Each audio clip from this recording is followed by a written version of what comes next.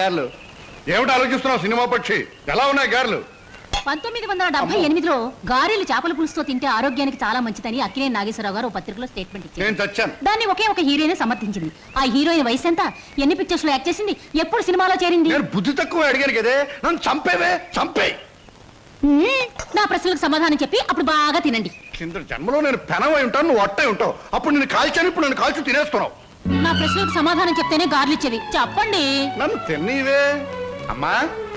ఇందాక నుంచి నన్ను చంపేస్తుంది. నువ్వు దెబ్బ కొట్టేయమ్మా. ఏమిటి స్వప్న, ఇందాక మాటల్లోనే వెళ్ళిపోయావు? ఎక్కడికి వెళ్ళావు? ఏమిటి అలా కొత్తగా చూస్తున్నావు? అంకుల్. ఏంటమ్మా?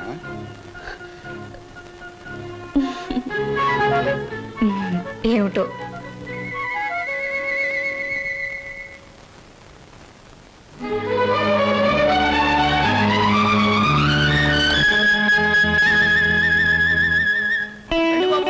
ఫోటో 3 రూపాయలు, ఫోటో 3 రూపాయలు, గంటలో డెలివరీ 3 రూపాయలు. గొంతు చించుకుని అరుస్తున్నాం కదా మా 3 రూపాయలని. ఒక్కరికైనా ఎంతేనా, ముగ్గురికైనా ఎంతేనా? ముగ్గురికైనా 30 మందికైనా. ఫోటో మారదు, ఫోటో సైజు మారదు, నా కేక మారదు. తీసుకుంటారా? రండి.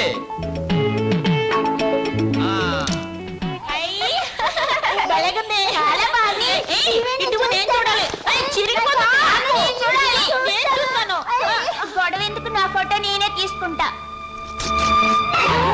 నా ఫోటో నా దగ్గర ఉంది, మీ ఫోటో మీరు తీసుకోండి. ఏమిటమ్మా స్వప్న, అంత ఆనందంగా ఉన్నావు? కళ ఏమైనా వచ్చిందా? ఇంతకాలం ఒకే లోటుతో నా గుండె బరువైపోయింది అంకల్. ఈ రోజు ఆనందంతో బరువై మాటలు రావడం లేదు. మీలాంటి మనిషితో అన్ని విషయాలు చెప్పుకుని గుండె తేలిక చేసుకుని బాధను తుడిచేసుకోవాలనుంది. చెప్పమ్మా. చింటూ, అదే మన శ్రీను. నేనింతకాలం ఎదురు చూస్తున్న నా బావే. ఆ టికెట్ నా కోసం కొన్నదే. అందులో చింపిన ఫోటో ఇదిగో. ఇంతకాలం నేను ఒంటరిదాన్ని అనుకున్నాను. ఒకేసారి ఎంతమంది నా వాళ్ళే పేరంక. అలాగా? మరి మరి ఈ విషయం మన లక్ష్మి వాళ్ళకి చెప్పలేదేమమ్మా? నేను చెప్పొస్తాను. వద్దంకల్, ఈ విషయం బావకు మొదటిసారిగా నేనే చెప్పాలి. అంతవరకు మీకు తప్ప ఈ నిజం ఎవరికి తెలియకూడదు, మీరు కూడా ఎవరికి చెప్పకూడదు. చెబితే నా మీద ఒట్టు.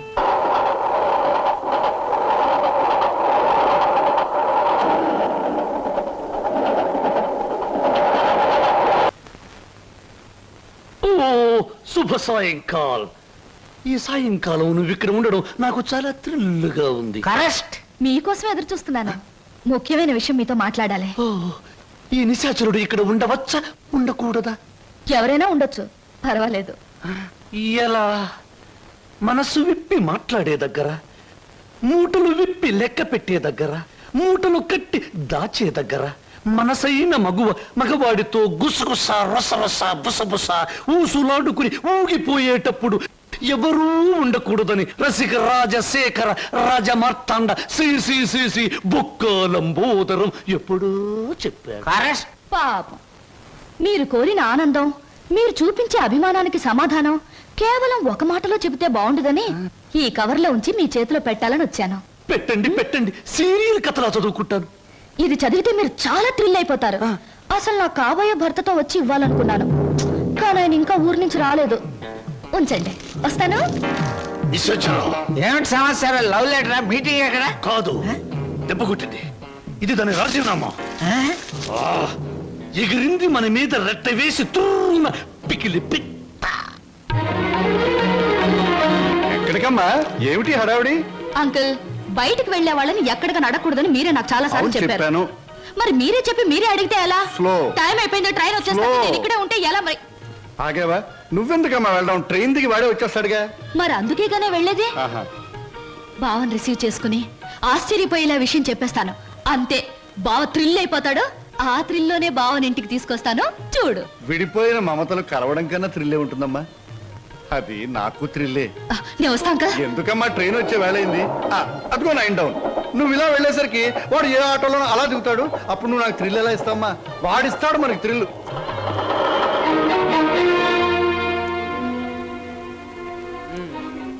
పెళ్ళయ్యాక ఎలాగో తప్పదు, ఇప్పటి నుంచే మోయిస్తే ఎలా?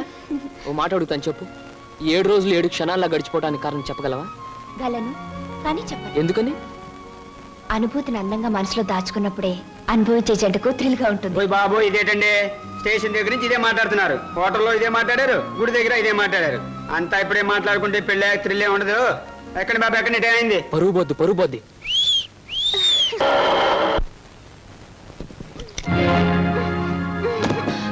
అక్క ఏమిటిది?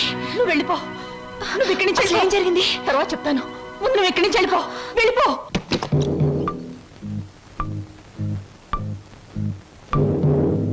స్వాగతం మరదల. నన్ను జైలుకు పంపించి నీ ప్రియుడితో కొలవటానికి వెళ్ళావు. నీ కోసం వారం రోజులు ఎదురు చూస్తున్నాను. ఏమిటి మాట్లాడేది? అర్థం కాలేదా? నేను తెచ్చిన సంబంధాలు ఎందుకు వద్దంటున్నావు? నీ పాతివత్యం ఏ పాడితో నాకు ఇప్పటికి అర్థమైంది. నిన్నెవడికో ఇచ్చి పెళ్లి చేసే కంటే నేనే సొంతం చేసుకున్నా అనుకో, అక్క చెల్లిద్దరు జాయింట్ గా నా దగ్గర పడి ఉండొచ్చు. రావే.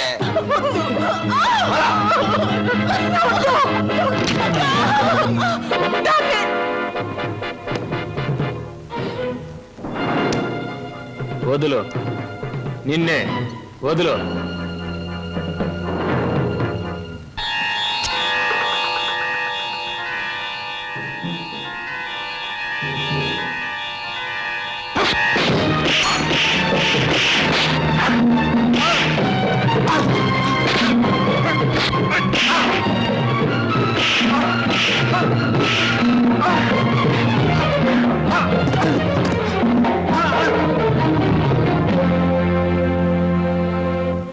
బాబు, సమయానికి నువ్వు రాకపోతే దాని బ్రతుకు బండలైపోయేది.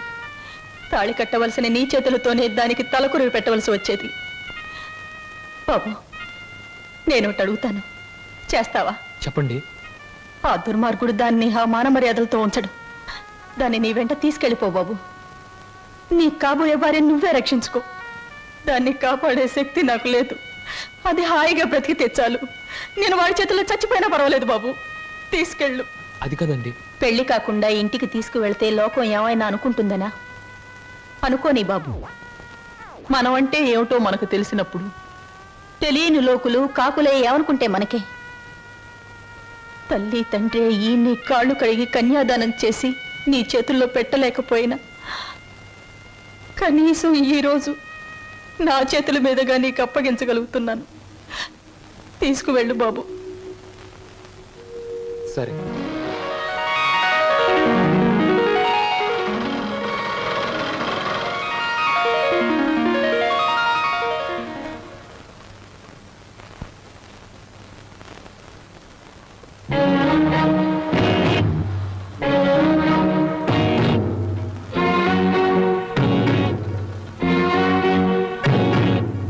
బాబాయ్, ఈ రోజు నుంచి ఈ అమ్మాయి మన ఇంట్లోనే ఉంటుంది.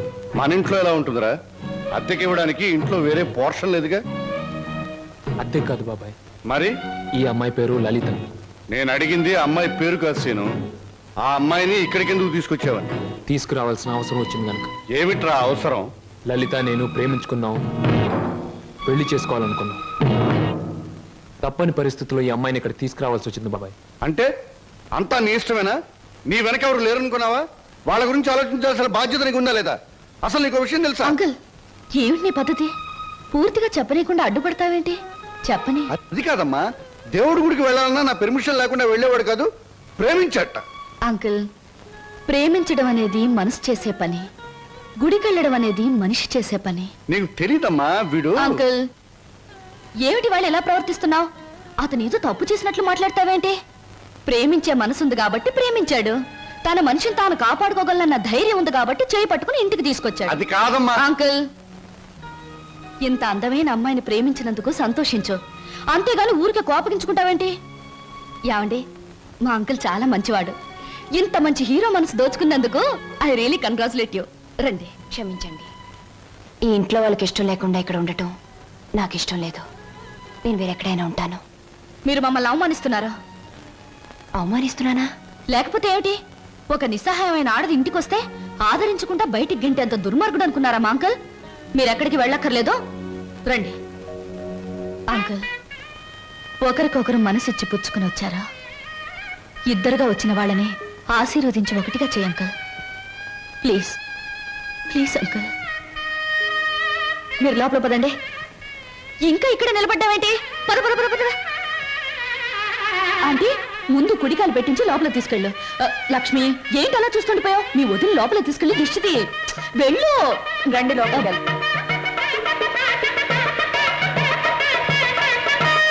ఏమిటమ్మా, ఏమిటి నువ్వు చేసింది? ఇప్పటికైనా చేయి దాటిపోలేదు. వాడికి నిజం చెప్పే, లేకపోతే నేను చెప్తాను. వద్దంక, ముందుగానే స్టేషన్కి వెళ్ళుంటే అక్కడే నిజం చెప్పేదాన్నేమో. ఇప్పుడు బావ పక్కన అమ్మాయిని చూసి కూడా నిజం చెప్పడం వాళ్ళని విడతీయడానికేగా అంకుల్. అమ్మా, అంకుల్, కృష్ణాష్టమి రోజున మన ఇంట్లో మంచి జరుగుతుందని నువ్వే కదా నాతో చెప్పావు. నాకు మంచి జరుగుతుందని నువ్వు అనుకున్నావు, బావకు మంచి జరుగుతుందని నేను అనుకున్నాను. నేను మరోసారి ట్రైన్ మిస్ అయ్యాను, అంతే. బాధపడకు అంకుల్, రేపు కృష్ణాష్టమి రోజు అదిరిపోవాలి. వస్తాను.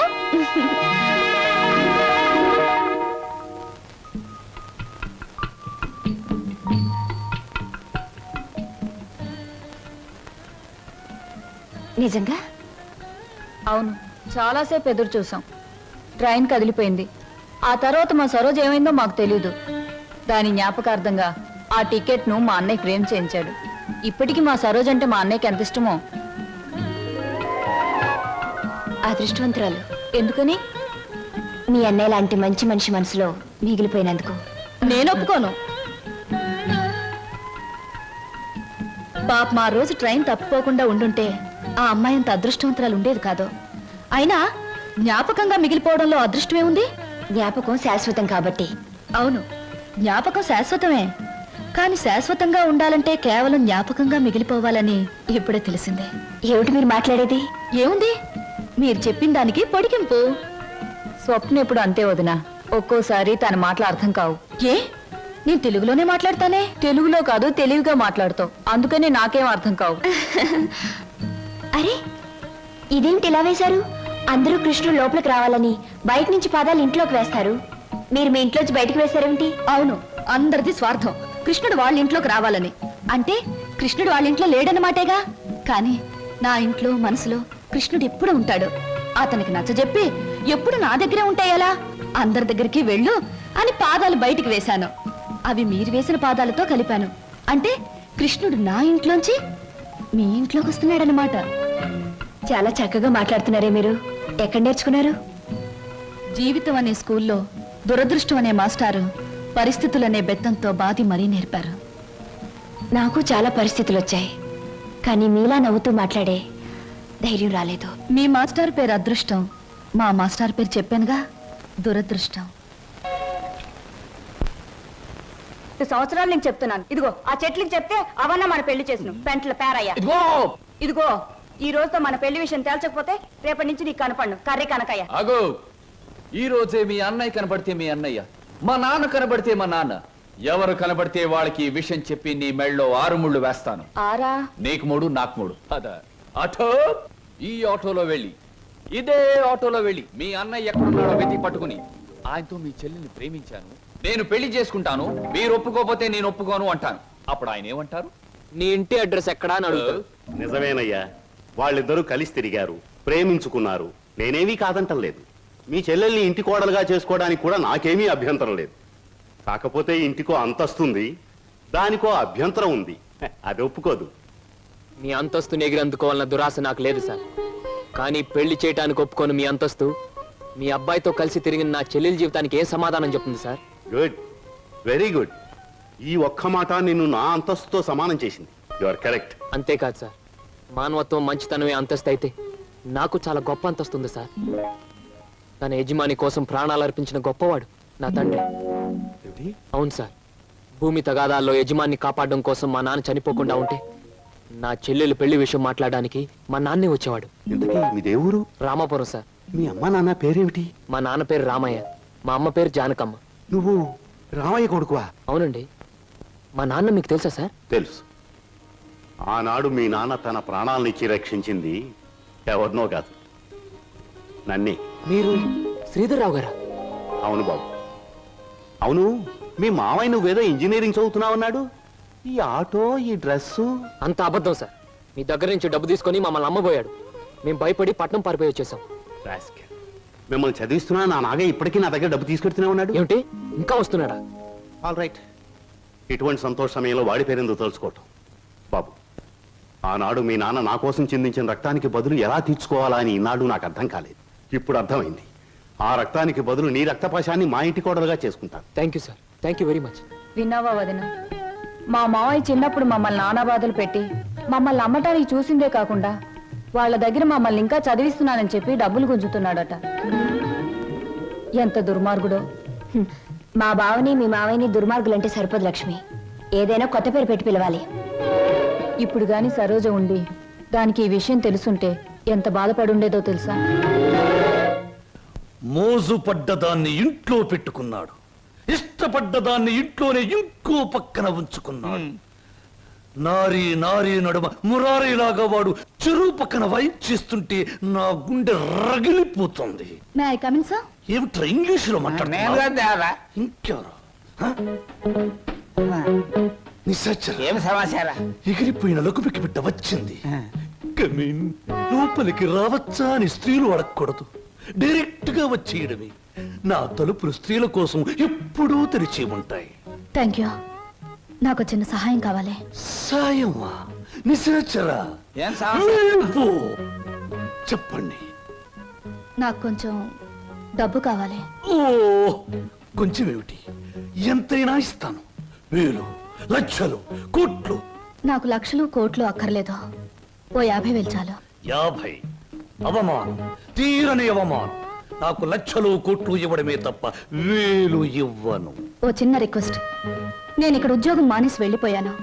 మీరు తిరిగి ఆ ఉద్యోగం నాకు ఇచ్చి ఈ 50,000 అప్పు తీర్చుకునే అవకాశం ఇస్తేనే నేను తీసుకుంటాను. ఇదిగో 50,000. దీనికంటే ఎక్కువ 10 రెట్లు ఇస్తాను. నీ ఇష్టం వచ్చిన పద్ధతిలో, నీ ఇష్టం వచ్చిన పద్ధతిలో తీర్చుకో. తీసుకో. ఈ డబ్బు నా పద్ధతిలోనే తీరుస్తాను. హాయ్, ఏమిటి నిరీక్షణ? ఎవరి కోసం? అమ్మయ్యా, వచ్చేసారా? టైంకి రారేమో అనుకున్నాను. పదండి పదండి. ఏమిటి కంగారు? ఎక్కడికి? పదండి పదండి. రాజ్ కమల్ టాకీస్ లో లవ్ స్టోరీ సినిమాకి టికెట్లు తెప్పించారు. అత్తగారు అందరూ వెళ్ళిపోయారు. మీరు రాగానే మీతో పాటు వచ్చేసేమన్నారు. ఇవిగో టికెట్లు. అలాగా? పద పద. ఇంట్లో ఎవ్వరూ లేరు. పైన వెన్నెల, పక్కన నువ్వు. పిచ్చిదానా, లవ్ స్టోరీ థియేటర్లోనే చూడక్కర్లేదు. మరి ఎవరమ్మా నువ్వు? నేను మీ దగ్గరికి వస్తాడే నాగయ్యని, అతని కూతుర్ని. నువ్వు నాగయ్య కూతురువా? చిన్నప్పుడే నువ్వు? అవునండి. ఆయన వాళ్ళకు చిన్నప్పుడే దూరం అయ్యాను. తండ్రి బ్రతికున్నాడని తెలిసేసరికి నేను అతని కూతుర్నని చెప్పుకోవడానికి సిగ్గుపడే స్థితిలో ఉన్నాను. ఏమిటమ్మా అది? కొంచెం అర్థమయ్యేలా చెప్పు. డబ్బా? ఎందుకమ్మా? సార్, మీరు మా బావకి అతని చెల్లెలకి చిన్నప్పటి నుంచి సహాయం చేసే దృష్టితోనే డబ్బిచ్చారా? కానీ మా నాన్న ఆ డబ్బు తనే తినేసి వాళ్ళ నమ్మకానికి పెట్టేస్తే వాళ్ళు తప్పించుకుని పట్నం పారిపోయారు. ఇప్పటికీ మా నాన్న వాళ్ళ పేరు చెప్పి మీ దగ్గర డబ్బు తీసుకుంటున్నట్టు నాకు మొన్నే తెలిసిందే. అందుకు తండ్రి చేసిన పాపాన్ని నువ్వు చెల్లించడానికి వచ్చావా? ఇది మీ తృప్తి కోసం ఇవ్వడం లేదండి, నా తృప్తి కోసం ఇస్తున్నాను. నా తండ్రి చేసిన పాపమే నన్ను వెంటాడింది. అందుకే ఈ జన్మలో నేను అనుకున్నది ఏదీ జరగలేదు. కనీసం ఈ పాపాన్ని ఇలా తుడిచేస్తే వచ్చే జన్మలో అయినా నేను అనుకున్నది జరుగుతుందేమో. అందుకే తీసుకోండి సార్, ప్లీజ్. సరే, ఇది నేను మీ నాన్నకిచ్చిన డబ్బుగా తీసుకోవటం లేదు. నీ అభిమానాన్ని నిలుపుకోవడానికి నువ్విచ్చిన డబ్బుగా తీసుకుంటున్నాను. నీకు ఈ విషయం తెలుసా? మీ బావ అతని చెల్లెలు ఈ ఊర్లోనే ఉంటున్నారు. తెలుసా? తెలుసా? చెప్పానుగా, నా వాళ్ళందరూ నా చుట్టూనే ఉన్నారు. కొందరు చెప్పుకోలేని స్థితిలో ఉన్నారు, కొందరు చెప్పకూడని స్థితిలో ఉన్నారు. నేను మా బావుంటున్న ఇంట్లోనే ఉంటున్నానండి. మరి మీ బావకి నువ్వెవరో తెలీదా? నేనే చెప్పలేదు. ఏమ్మా? అతను నా బావని తెలిసేసరికి అతను ఇంకో అమ్మాయిని ప్రేమిస్తున్నాడని తెలిసింది. నేనని తెలిస్తే అంతా తారుమారయ్యే ప్రమాదం ఉంది. అందుకే నిజాన్ని దాచిపెట్టాను. నిజాన్ని దాచిపెడితే నీకే నష్టమేమో. సార్, నాకు ఎంత కష్టం కలిగినా హాయిగా భరించగలను. కానీ నా వల్ల ఇతరులకు కష్టం కలగడం ఒక్క క్షణం కూడా భరించలేను. అంతా సక్రమంగా జరిగాక నిజాన్ని నేనే చెప్తాను. అంతవరకు ఈ స్వప్నగానే ఉండిపోనివ్వండి. వస్తాను సార్.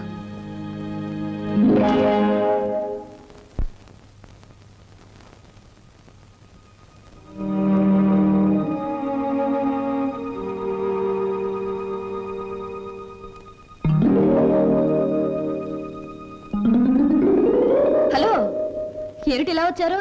కూర్చోండి. ఇప్పుడే తలకు స్నానం చేశాను. పెద్ద బరువు దిగిపోయినట్టుంది. తలస్నానం చేస్తే తల బరువు దిగిపోతుంది, మరి మనసులో బరువు మర్చిపోతే మాయమైపోతుంది. మర్చిపోవడం బాధ్యత గల మనసు లక్షణం కాదు. మర్చిపోమన్నది బాధ్యతని కాదు, బరువుని. కూర్చోండి. సారీ, కూర్చునే మనస్థిమితం లేదు.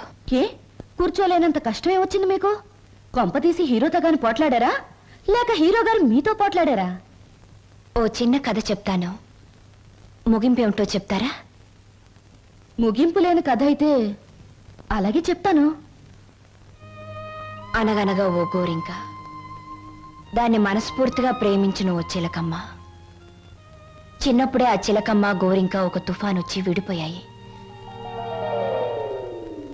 గోరింక కోసం చిలకమ్మ వెతుకుతుంది, చిలకమ్మ కోసం గోరింక ఎదురు చూస్తుంది. దేశ దేశాలు తిరుగుతూ ఆ చిలకమ్మ చివరికి గోరింకున్న చెట్టు మీదే గూడు పెట్టుకుంది. అయినా గోరింక పట్టించుకోలేదు. పాపం, గోరింకకు ఆ విషయం తెలియదు. ఆమె కరెక్ట్. గోరింకకు ఆ విషయం తెలియదని మీకెలా తెలుసు? కొన్ని కథలకి ఎప్పుడు ఎక్కడ మలుపు తిరుగుతుందో సులువుగా చెప్పొచ్చు. నేను అడిగింది మలుపుల గురించి కాదు, ముగింపు గురించి. నేను ఆలోచించేది ముగింపు గురించి కాదు, అసలు కథ ఏమిటా అని. మీరెవరో, మీ కథ ఏమిటో తెలుసుకునే వచ్చాను. ఆహా, మరి చిలకమ్మ గోరింక అనే కన్ఫ్యూషన్ ఎందుకు? Come to the point. Srinivas మీ భావం తెలుసు కూడా అతనితో నిజం ఎందుకు చెప్పలేదు? నేను చెప్పే టైంకి అతను మిమ్మల్ని మనస్ఫూర్తిగా ప్రేమిస్తున్నాడన్న నిజం తెలిసింది కాబట్టి, ఇప్పుడు నిజం చెప్పి అతను మనసు పాడు చేయడం తప్ప వేరే ప్రయోజనం లేదు కాబట్టి. కానీ అతని మీద మీకు హక్కు ఉంది, అధికారం ఉంది. హక్కు అధికారంతో సాధించుకోవడానికి ఇదేం దస్తావేజుల మీద రాసిన ఆస్తి కాదే. మరొకరికిచ్చిన మనసు. ప్రేమించడం అనేది రెండు మనసుల మధ్య, ఆ మనుషులకు కూడా తెలియకుండా జరిగిపోయే కళ్యాణం. ఈ కథకు ముగింపిదే. కాదు, వ్యక్తిత్వం అనే కలంలో మానవత్వం అనే సిరా పోసి ముగింపు ఇంకోలా నేను రాస్తాను. ఈ శుభలేఖ మీద నువ్వు రాసినట్టే ఇదే ముహూర్తానికి మీ ఇద్దరికీ పెళ్లి జరుగుతుంది. ఇదేమన్నా బొమ్మల పెళ్ళా? బొమ్మలు మార్చడానికి? అయినా నా మీద నిర్ణయం తీసుకునే హక్కు మీకెవరిచ్చారు? నేను ఒప్పుకోను. ఎవరు ఒప్పుకున్నా ఒప్పుకోకపోయినా ఈ కథకు నేను రాయబోయే ముగింపిదే.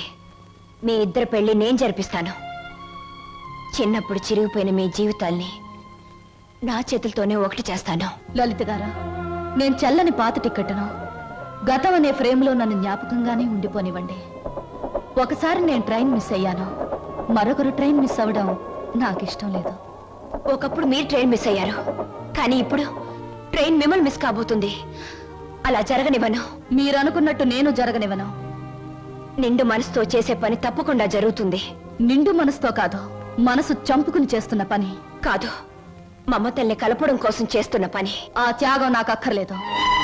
ఇది త్యాగం కాదు, పరిష్కారం. నేను నవ్వడం కోసం మీరు ఏడవడమేనా పరిష్కారం?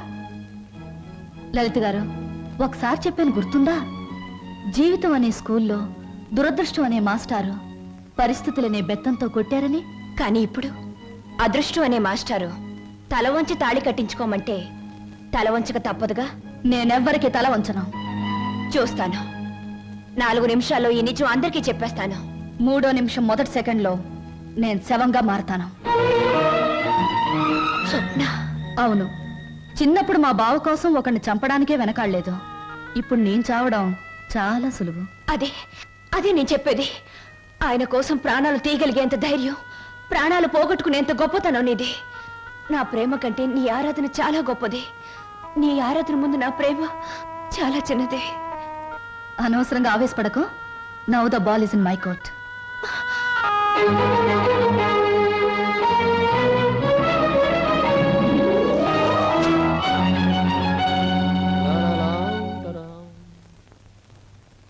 బాబాయ్, బాబాయ్. ఏంటి బాబాయ్, అందరు ఇక్కడే ఉన్నారు.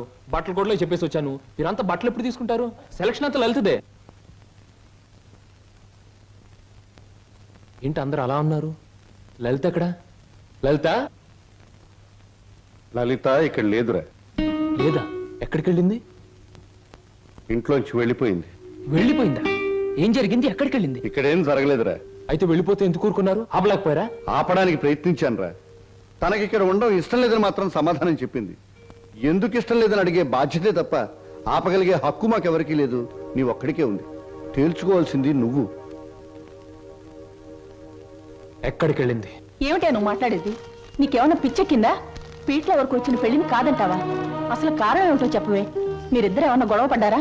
నేను వెళ్ళి అబ్బాయితో మాట్లాడతాను. ప్లీజ్ అక్క, నన్నేమి అడక్కు. ఇందులో ఎవరు తప్పు లేదు. ఇలా జరగాలి అంతే. అందుకే ఈ నిర్ణయం తీసుకున్నాను. అంతకంటే కారణం నన్నేమి అడగొద్దు. నేను అడుగుతున్నాను. మన ఇద్దరం విడిపోవటానికి కారణం నీకు తెలియాలి లేదా నాకు తెలియాలి. చెప్పు, ఏమిటా కారణం? కారణం తెలుసుకుని ఎవరూ చేయగలిగిందేమీ లేదు. ఇది కేవలం నా వ్యక్తిగత నిర్ణయం. వ్యక్తిగత నిర్ణయం అన్నంత మాత్రం నువ్వు తప్పించుకోలేవు. ఎవరో నీ మనసు చెడగొట్టుంటారు. చెప్పుడు మాటలు వినేటంత తెలుగు తక్కువ దాన్ని కాదు. అయితే నువ్వు నన్ను ప్రేమించావా లేదా? మరి పెళ్లి వద్దంటానికి కారణం నేనేమైనా తప్పు చేశానా? నువ్వు తప్పు చేయకూడదని ఈ నిర్ణయం తీసుకున్నాను. ఆహా, ఏమిటా తప్పు? నీ బాధ్యత నీ ముందే ఉంది. అది నెరవేర్చడానికి మన పెళ్లి అడ్డుగా ఉంది. అందుకు నా మనసు ఒప్పుకోలేదు. ఉడుపు కథ వేస్తున్నావా? జీవితం కథలా ఉన్నప్పుడు నాలాంటి వాళ్ళ జీవితం పొడుపు కథే అవుతుంది. లలిత, నా మీదేదో అనుమానంతో అలా చేస్తున్నావు అనుకుంటున్నాను. కాదు. మరి ఎందుకు వచ్చో చెప్పు. చెప్పు. దయచేసి నన్నెవరూ ఏమి అడగండి. ఎవరికి నేను సమాధానం చెప్పలేను. నా బాధలు, నా నిర్ణయాలు అన్ని నాలోనే ఉంచండి. ప్లీజ్ నన్ను ఇలా వదిలేయండి. ప్లీజ్. చూడు లలిత, నువ్వు ఏ నిర్ణయం తీసుకున్నావో ఎందుకు తీసుకున్నావో నాకు అనవసరం. ఎల్లుండి ఆఖరి ప్రోగ్రాంలోగా దానికి కారణం చెప్పాలి. అది నిజంగానే నాదే తప్పైతే నీ మార్గం నుంచి నేనే తప్పుకుంటాను. పొడుపు కథలాగే ఇంకా నిజాన్ని మిగిల్చావో నేను ఈడ్చికెళ్ళి ఆ పెళ్లి పేటల మీద నీ మెడలో 3 ముళ్ళు వేస్తాను. ఇది మాత్రం నిజం. Mind it.